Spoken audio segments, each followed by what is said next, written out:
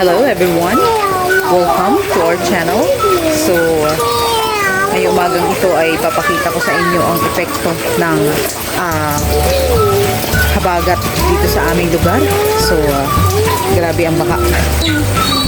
Ayan guys, grabe yung baha sa amin, no?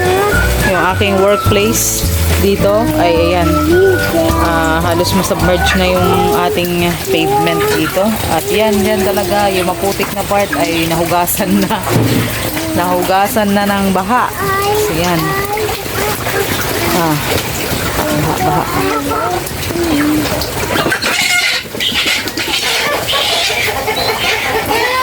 Nahuli ng asawa ko kasi baka hanggang mamaya lumakas pa yung baha dito, yung mga alaga naming manok, yung mga maliliit, ikinukulong niya muna.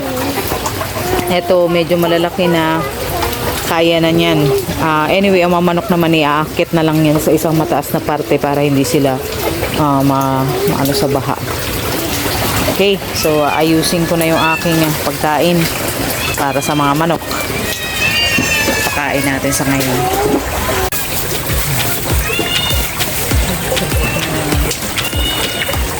Nagkukulong ng maliliit. Patay. Ha?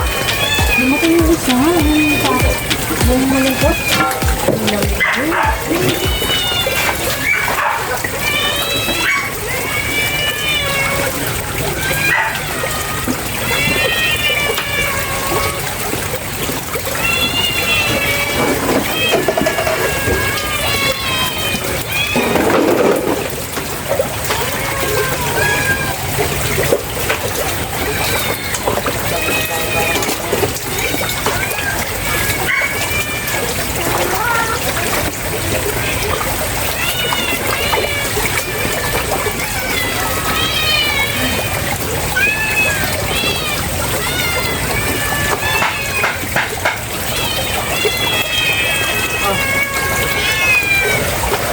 Diyan na lang kayo.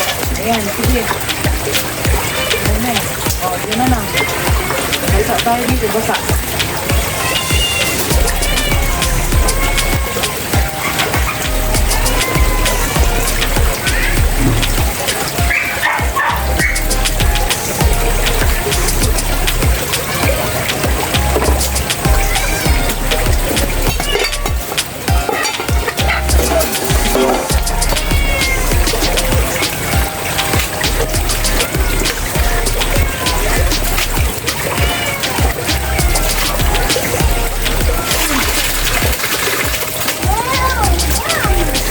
Yum.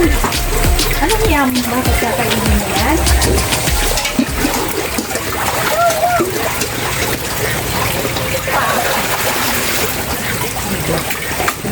Ito tayo ng paano ka ito makakaluto.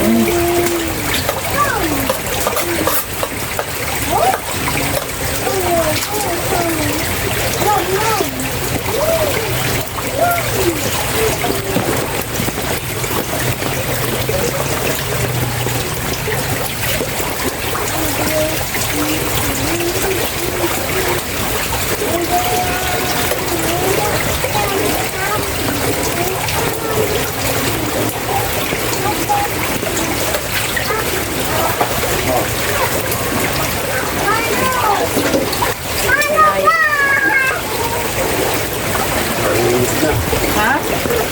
Malunod? Pati lamig. Tapos ang uling. Lungkot na yan.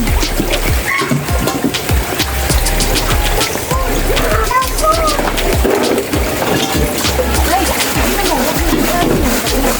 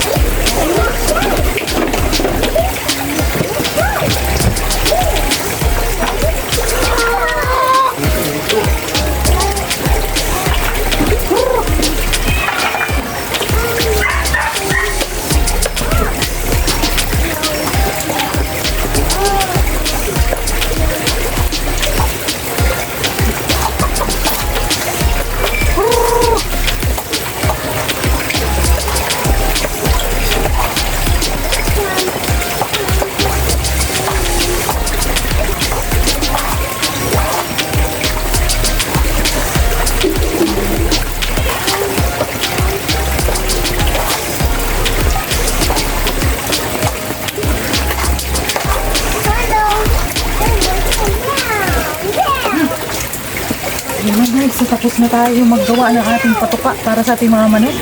Mabilis ang kilos. Well, ito baha na talaga to dito. So, tara, magpakain na tayo kaagad.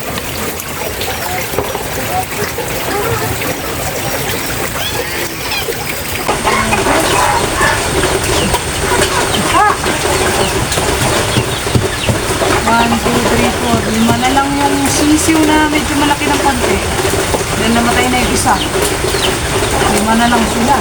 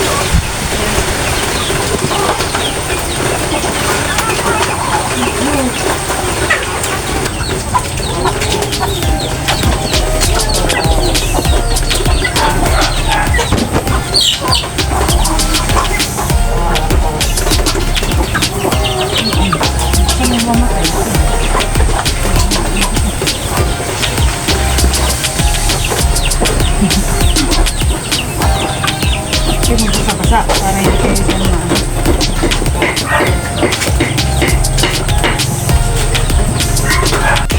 Ayan, so ganyan ang kalagayan ng ating manukan. Maraming maraming kalat. At puro putik, baha. Pasalamat pa rin tayo at hindi ganun kalubog yung part na to dahil dun sa ibang area, dun sa medyo mababa talagang malubog na. Dito mataas-taas pa. So hopefully ay hindi na lumakas pa ang daloy ng tubig dito sa ating lugar kasi nagsasalubong na mula dun sa likuran at saka galing naman din sa harap, nagsasalubong sila.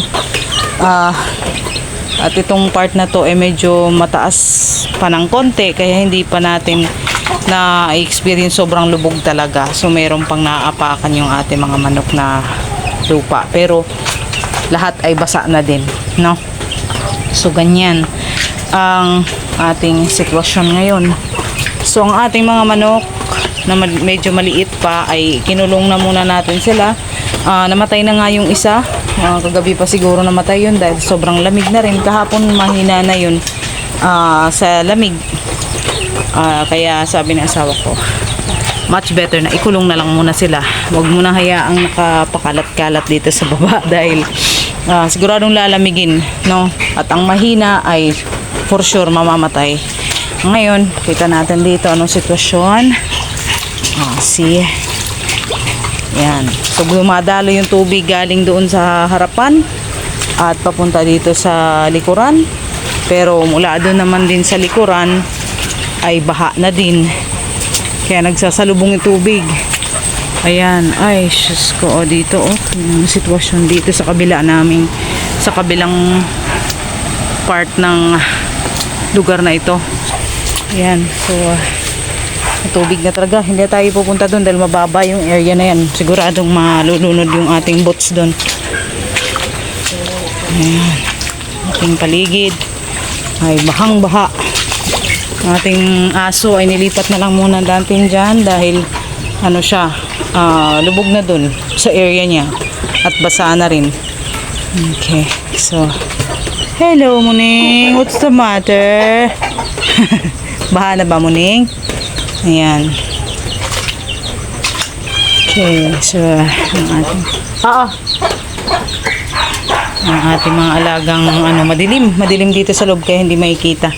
Pero medyo baha na rin sa part na yun. No, may pumapasok na rin tubig dyan.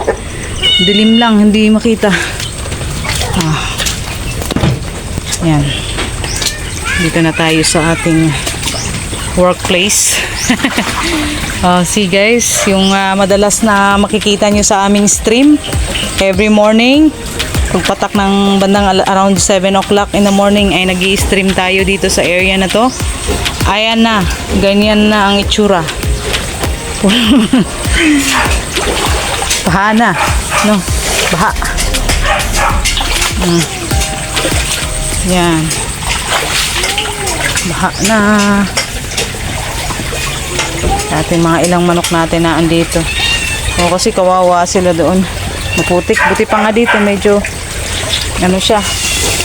Nataas naman at sementado. Ayan ang ating front yard garden, lubog. Ayan. At dito na baka mamaya may ahas. Baka may ahas eh. Kasi pag ganyan na bumabaha, syempre mga ahas na ano, yung sawa, yung mga tao baka meron dyan. So ayan, lubog na lubog ang ating mga yung ating papaya. I don't know kung mag-survive to dahil nalubog na sa baha. Ang ating mga mulberries, ayan, yung ating ubas doon. Hopefully naman ay mag-stop na yung pagdating ng ulan para mag-subside na rin yung ating tubig dito. Dito na medyo matastas na ang part to ay inabot na rin ng baha. Ang ating backyard garden. Ewan ko lang yung ating mga tanim na ube kung hindi ba mabubulok yan dahil ayan na na-expose na sa tubig. Malakas yung daloy ng tubig. Nagsasalubong yung tubig niyan mula dun sa likuran namin sa mababang part dun sa may bandang ilog, no? Pag umapaw na yung ilog, papunta na dito yung baha. Kaso nagsasalubong dahil meron din tawag doon, water canal doon sa harapan din. Di nagsasalubong sila. So yan na, baha na. Pero kapag huminto naman na yung ulan at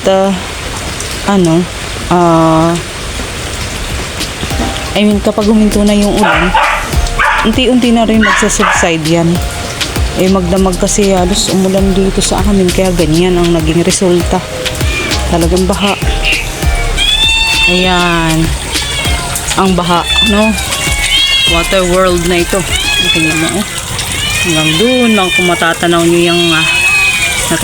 yung baha na yan, no? So yung ating mga farmers na nagtanim ng mga sili dyan, wala, sayang ang kanilang tinanim dahil nalubog na sa baha. Wawa. Buti nga ito dito, yung mga tanim na sili ng aming neighbor ay medyo mataas-taas pa rin naman, pero makikita nyo ay binaha na rin yung mga gutter, no?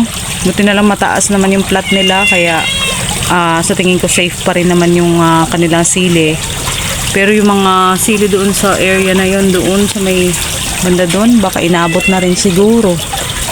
Lubog na, lalo yung mga nagtanim doon sa mababang area, lubog na yun for sure. Kawawa rin ang mga namuhunan dyan. Kasi pagka nalubog na yan sure kung makarecover pa yung halaman, no? Makarecover kaya? Makarecover pa kaya sila?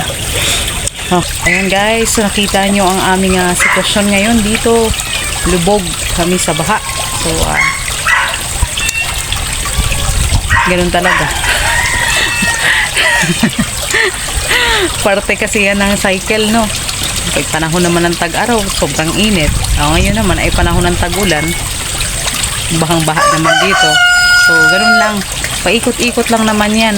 Mga ilang months na lang ulit, tag-init na naman yan. So, ganun lang talaga ang buhay. Okay? So, huwag na natin masyadong patagalin pa dahil sobrang haba na talaga nito. That's it for now, guys. Thank you so much for watching. Thank you so much for your support. At, don't forget to like and share and subscribe to my channel. Bye-bye! Let's roll! Uulan na naman!